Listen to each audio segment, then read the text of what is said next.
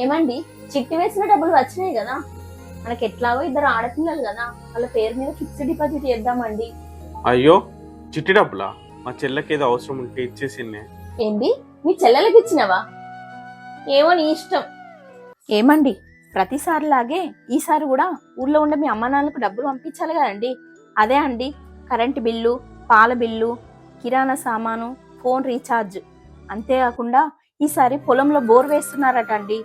దానికి సంబంధించిన ఖర్చులు కూడా మనమే భరించాలని ఫోన్ చేసి మరీ చెప్పిందండి మీ అమ్మ. ప్రతి నెల నేను ఒక్కటే మాట అడుగుతున్నానండి, ఆ మాటకి ఎప్పుడు సమాధానం చెప్పలేదు. ఇప్పుడైనా చెప్తారా లేదా? నీకు కోపం వస్తుంది కావచ్చు. మీ అమ్మకు నువ్వు మాత్రమే పుట్టినవా? మీ అన్నయ్య చెల్లి పుట్టలేదా? ప్రతి అవసరానికి చిన్న కొడుకు చిన్న కోడలు కావాలి. అదే పెద్ద కొడుకు పెద్ద కోడల్ని మాత్రం నెత్తిన పెట్టుకొని చూసుకుంటది. వాళ్ళ మీద ప్రేమ ఆప్యాయత అదే కొంచెం అన్న చిన్న కోడల్ని నయించుతుందా? అయినా నా పిచ్చి కాకపోతే మీ వాళ్ళ గురించి నీకు చెప్తే చెవిటోని చెవులో శంక ఉన్నట్టే ఉంటది కదా. ఒక్కటి గుర్తు పెట్టుకోండి, మీలాగా సాయం చేసే గుణం అందరికీ ఉండదు.